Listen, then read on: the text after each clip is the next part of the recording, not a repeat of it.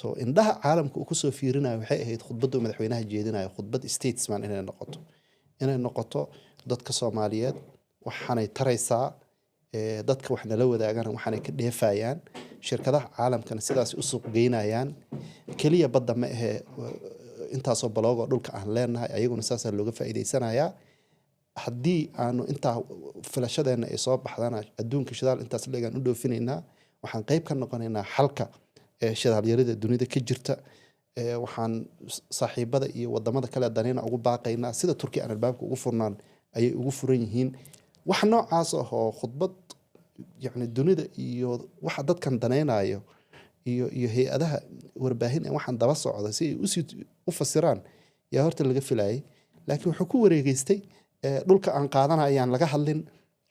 muxuu ahaa waxaan aniga aan qaraabakiilka aan wado yaan la idin tusin